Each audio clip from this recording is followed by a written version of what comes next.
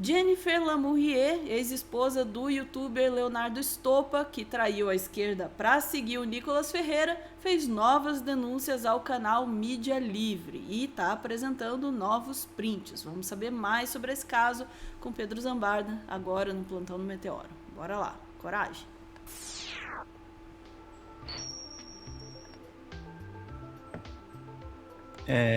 Pedro Zambarda, boa tarde oficialmente, vamos lá, temos mais desenvolvimentos dessa história aí do Stoppa e as denúncias apresentadas pela sua ex-esposa, como é que é isso?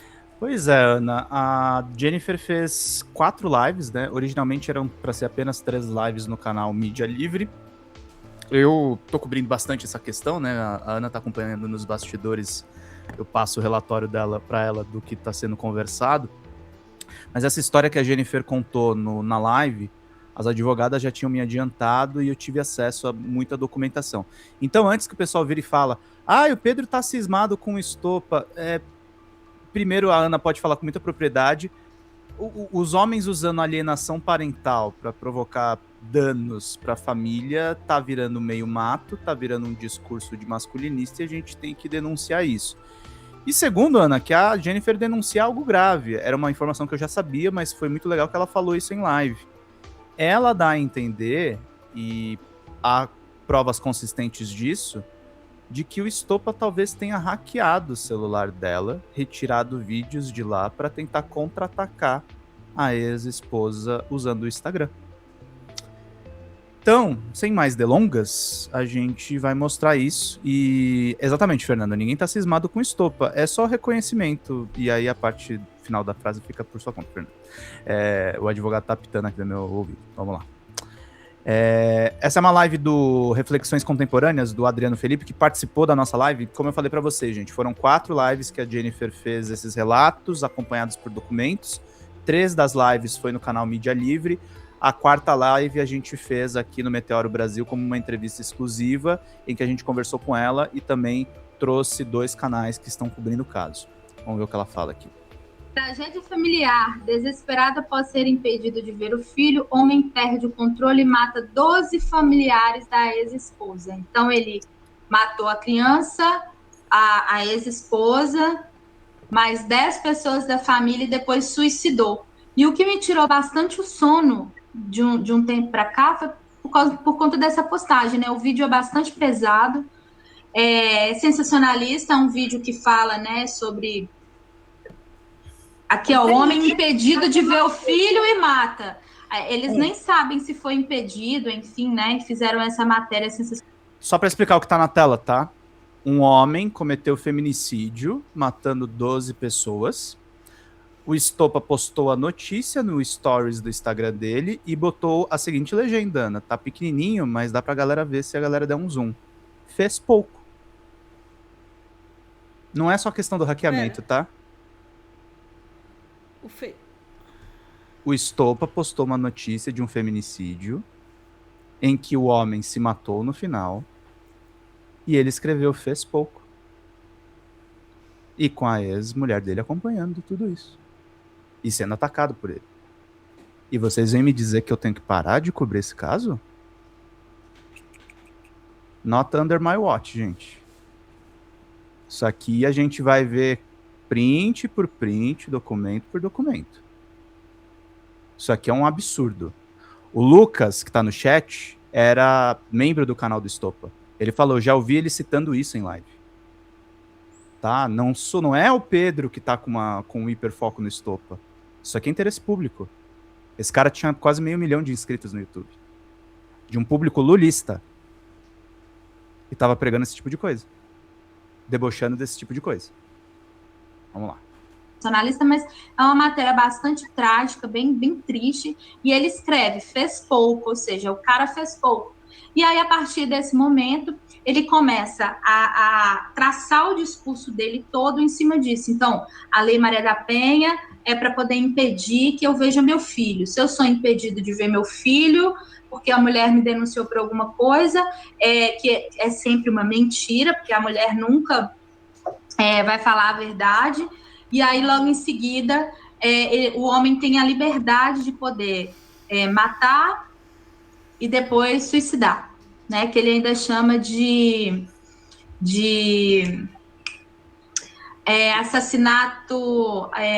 assassinato útil, que o cara mata e depois se mata. E tem outras postagens, se o Barassi conseguir ir passando as postagens, ele coloca, por exemplo, aqui, olha, estou criando uma plataforma para unir pessoas contra fraudadores de processo na vara de família, ou seja, todas as pessoas que me ajudam, o laudo é falso, ele começa a chamar a terapeuta de Fisioterapeuta, é? De fisioterapeuta. Pode colocar, Brassi. De fisioterapeuta. E começa a distorcer, né, essas questões e perseguir, né, ligando para os lugares, pedindo para que essa pessoa fosse denunciada no conselho, denunciou essa pessoa dentro da UFMG, que ela foi chamada para uma reunião. Então, vai lá, cortou meu coração. Fale em tudo, mas nunca como pai. E quando a mãe impede a filha de ter um pai? Então, começou aí com esse discurso. Volta para o anterior, por favor, Barassi, se puder. Então, lá, ó, ao chegar na ilha, queime seus barcos e os afundem. Obrigado à medida protetiva, obrigado ao criar do zero contato. Em nome do convívio com a minha filha, eu poderei ter insistido em viver mais anos, enfim. Importante dizer, tá, Ana? Isso, contato zero com a minha filha, é factualmente uma mentira. A gente mostrou em outro corte aqui no Meteoro, e eu tive acesso à documentação, a advogada oferecendo para ele se encontrar com a filha na véspera de Natal e no dia de Natal. Tem uma medida protetiva envolvendo a ex. Só que é isso, ele tem que cumprir a medida protetiva. Ninguém impediu ele de visitar a filha. E tem denúncias sérias, que ela inclusive fala nesse corte, dele dando energético para uma criança de 6 anos. Vamos lá. Ele pegava essas coisas dramáticas e sempre se colocando. Então, a mãe que distancia o pai de um filho é uma maldição, lembram? Que ele, na outra live eu falei que ele me chamava de maldição. Tem áudio dele me chamando de maldição, que eu sou uma maldição na vida dele. Tem bullying, né, que ele fazia comigo também. Nos e-mails eram titulados como maldição. Depois ele faz, a gente até falou isso, né, na live Gente, por favor, vejam as lives anteriores, né, que ele comparava eu e a Luísa como ratos. Então ele coloca maldição, rato, tudo em vermelho ali para poder... ele começa a postar a Luísa, né, para poder fazer o drama. Essa parte aqui eu vou pular, tá? Porque tem foto da criança. Eu não quero mostrar isso. Usando sempre a imagem da Luísa, que também foi capa do perfil dele, né, e colocando a criança sempre como uma desculpa para poder mudar de lado político, não só a Luísa como eu, né, e eu sendo alvo ali, direto desses ataques misóginos, como se uma forma, né, de instigar algum maluco a fazer alguma coisa, né, não necessariamente precisa se falar abertamente, mas quando você instiga um ódio de uma classe usando... Vou lá mais um pouquinho. Isso é uma tática, técnica, né, recorrente, né, também. Uhum. Nesses casos, né? É o tropo da mulher doida, né? Exatamente. E Mas é usado porque funciona. Sim. Né? Sim. Porque a misoginia, na verdade a misoginia não, mas o machismo é estrutural, né, gente? Ela paralisa, porque a gente fica ali dependendo daquele tempo da justiça para decidir se a minha filha vai ficar comigo ou não, com medo se ela vai ir ou não. A violência jurídica é terrível. Aí vem, né, escolha de falsas acusações, aí ele já começa a virar o discurso político, usando a vida pessoal para esse discurso político, que é o que vocês têm acompanhado. E aí é isso, gente. Vocês têm acompanhado essa história toda, essa questão midiática, e E eu não posso permitir que eu seja um alvo e nem a Luísa nós sejamos desculpa e alvo para uma mudança política, uma mudança de canal ou uma monetização para um público novo. A gente não pode ser alvo dessa situação. E também quero dizer que eu não quero ficar me defendendo. Eu não vou, olha, essa foi a última live que eu estou falando sobre isso, a não ser que aconteça uma outra situação e a gente volte a comentar sobre, em detalhes, como eu estou falando, mas assim, eu não quero mais ficar me defendendo, eu não quero pegar a pauta dele, ele criou lá não sei o que, um vídeo, igual teve uma postagem que eu recebi de um vídeo que só estava no meu celular. Essa história ele precisa explicar. Vamos lá.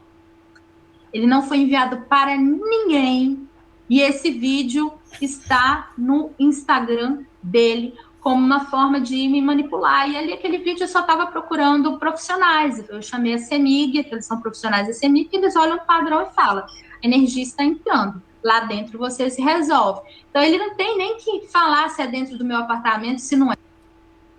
Ana, tudo bem. É o depoimento dela, eu vou considerar declaratório. Mas ela está dizendo que esses 2 vídeos que estão no Instagram dele não são vídeos... são os vídeos do circuito elétrico, tá, gente? O que ela diz? Ela diz que ele foi lá e cortou a energia da casa dela. E aí ele está usando vídeos... Eu tô pegando o que ela falou, tá? Não tô nem entrando no mérito o que é realmente a verdade da história. Mas ela está dizendo que esses vídeos estavam no celular dela, ele surrupiou para apontar supostamente uma contradição no que ela estava falando, porque ela chamou o técnico da elétrica para tentar arrumar a energia de casa. Isso aqui, se for verdade, o Leonardo Stoppa, eu tô avisando, tá? Isso aqui é sério. Hackeamento, até onde eu sei, não é uma atividade legal. Ele deve explicações do que ele fez aqui. Pedro, eu espero que a Jennifer esteja tendo muito apoio, não apenas jurídico, mas psicológico. O que ela está passando, que eu posso te dizer, você está bem certo nisso. O que ela está passando, eu posso te dizer que, sem minimizar, claro, obviamente, o que ela está passando, muitas mulheres passam. Sim. Não imagino o horror que deva estar sendo, né, se há essa questão da alienação parental envolvida, o horror que isso deve estar sendo, né?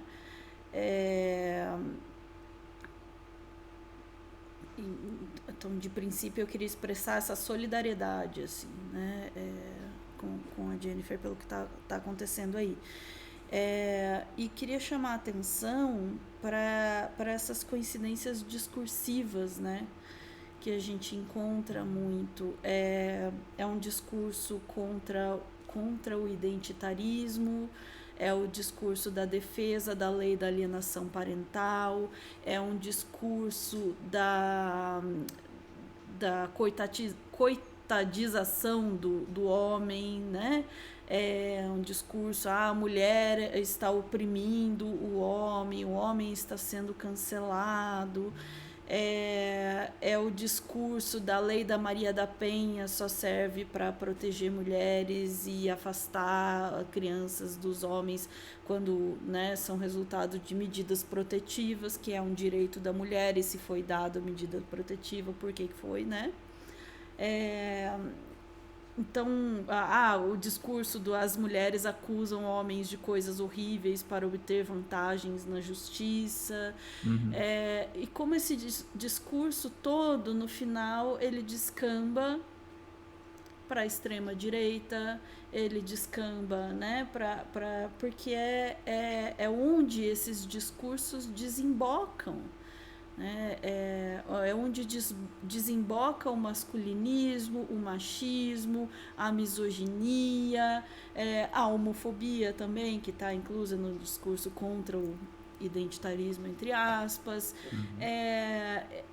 os discursos de violência. Me preocupou muito essa postagem, que eu não tinha visto essa parte, Pedro, de postar um feminicídio, um crime bárbaro, assassinato, né, de 12 pessoas. É a segunda E vez que ele dizer faz fez, isso, né? e A falar gente fez falou, pouco. a gente falou do áudio de uma moça que foi arrastada por 1 quilômetro, teve as pernas amputadas, e ele queria fazer uma vaquinha para consertar o carro do É herói. verdade. Exatamente. Exatamente. E aí mostra o que é que está por trás desse discurso todo. E quando a gente fala assim, eu vou insistir nisso aqui, eu sei que a gente está estourando tempo, mas quando a gente fala que o discurso que sustenta coisas como a lei da alienação parental são discursos de violência, são discursos de machismo, de misoginia, é disso que a gente está falando. É disso que a gente está falando. É uma lei que é baseada neste tipo de discurso. Mulheres estão sempre mentindo, mulheres são maldições, mulheres são né, manipuladoras. Quando uma mulher acusa uma violência contra si ou contra uma criança, é porque ela quer afastar a criança do pai.